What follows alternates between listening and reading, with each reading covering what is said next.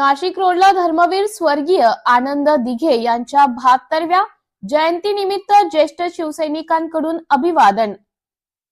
Nashik road येथील निष्ठावंत ज्येष्ठ शिवसैनिक भास्करराव शिरसाट व अशोकराव शिरसाट यांच्या नाशिक रोड येथील आनंदनगर अमृतधारा या ठिकाणी त्यांच्या निवासस्थानी धर्मवीर स्वर्गीय आनंद दिघे साहेब हे ठाण्याहून नाशिकला आल्यानंतर त्यांचे निकटवर्तीय व मानलेला भाऊ व नाशिक रोड परिसरातील निष्ठावंत ज्येष्ठ शिवसैनिक भास्करराव शिरसाट, अशोकराव शिरसाट यांच्या अमृतधारा या ठिकाणी आज सोमवार दिनांक 27 जानेवारी 2025 रोजी सकाळी 11 ते 5 पर्यंत स्वर्गीय आनंद दिघे साहेब वास्तव्य करत असे। त्या खोलीमध्ये नाशिक रोड परिसरातील बाल गोपाळ व ज्येष्ठ शिवसैनिकांनी जाऊन आनंद दिघे साहेब यांना अभिवादन केले। यावेळी साई धनवर्षा फाउंडेशन संस्थापक अध्यक्ष संजय देशमुख, त्र्यंबकराव आडके, अमोल शिरसाट आदींनी याप्रसंगी आपले मनोगत व्यक्त केले। आनंद दिघे साहेब यांनी भाऊ मानलेले नाशिक रोड येथील ज्येष्ठ शिवसैनिक भास्करराव शिरसाट, अशोकराव शिरसाट यांच्यासह ठाणे येथील नितीन पाटील, माजी समाज कल्याण मंत्री बबनराव घोलप, योगेश घोलप, त्र्यंबकराव आडके, संजय देशमुख, अंतोष धात्री, पप्पू शिरोळे, सूरज भोसले, रामदास गांगुर्डे, सुभाष बोराडे, अर्जुन पगारे, शरद शिंदे, अमोल शिरसाट, सुनील दोंदे, जगदीश पवार, भैया मणियार, श्याम खोले, उत्तम कोठुळे, आरडी धोंगडे, अशोक सातभाई, अनिल लवटे, अमोल मोरे, महेश चंद्र, रुपेश जाधव आदींसह ज्येष्ठ शिवसैनिकांनी धर्मवीर स्वर्गीय आनंद दिघे साहेब यांना अभिवादन केले।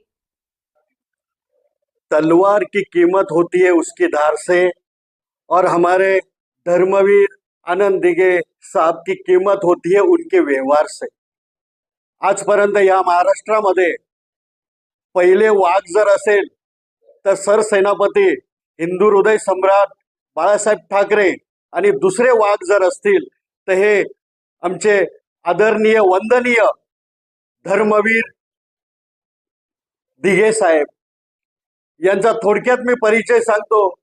वयाच्या 14व्या वर्षी त्यांनी हिंदू हृदय सम्राट यांच्या भाषणाला उत्साह देऊन आणि त्यांना प्रभावी होऊन त्यांनी 70च्या दशकात या शिवसेनेची मूठ अशी बांधली की ठाणे जिल्ह्यामध्ये जिकडे तिकडे फक्त धर्मवीर होते आणि कायम त्यांचा हिंदुत्ववादी स्वभाव असल्यामुळे जिथे हाजी मलंग होतं तिथे श्री मलंग, तिथून त्यांची सुरुवात झाली आणि या हिंदुत्वाच्या या कामामध्ये गणपती उत्सव असेल, दहीहंडी असेल किंवा नवरात्र उत्सव असतील, या धर्माच्या कामामुळे त्यांना धर्मवीर अशी पदवी मिळाली।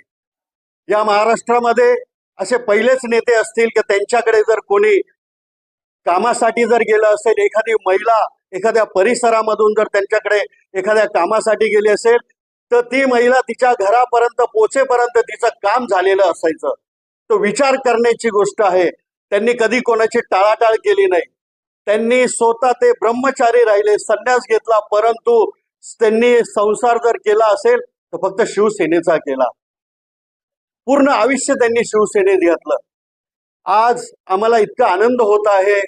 आमचे आजोबा, आमचे सन्माननीय भास्कररावजी शिरसाट यांना सन्माननीय कैलासवासी दिघे साहेबांनी त्यांना लहान भाऊ मानलेलं होतं आणि आमच्या आजोबांनी आजही तुम्ही बघू शकता हा जो रूम आहे या रूम मध्ये हा बेड सुद्धा जेव्हाही दिघे साहेब या नाशिकमध्ये येत असत ते कुठल्याही मोठ्या हॉटेलमध्ये जात नव्हते, परंतु आमच्या आजोबांच्या निवासस्थानी या रूम मध्ये ते असायचे। आम्हाला इतका गर्व आहे आमच्या आजोबांवरही की त्यांनी गेली 35 वर्षापासून हा रूम दिघे साहेबांच्या ते इथे वास्तव्य असायचं म्हणून त्यांनी आजही हा रूम बंद असतो। हा वर्षातून फक्त 2 वेळा हा रूम उघडला जातो, कारण येथे धर्मवीर आनंद दिघे साहेब यांनी वास्तव केलेलं आहे। आणि आमच्या आजोबांनी सुद्धा कायम त्यांच्या आयुष्यामध्ये धर्मवीरांचाच एक आदर घेतलेला आहे।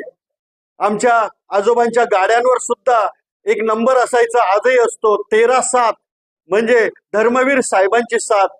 आणि आम्हालाही आमच्या आजोबांवर गर्व आहे. तसेच दिघे साहेबांनी जे काही या धर्मासाठी कर्मासाठी जे आम्हाला शिकवलंय याचा सुद्धा आम्ही पुढे आमच्या आयुष्यात याची आचरणा घेऊ.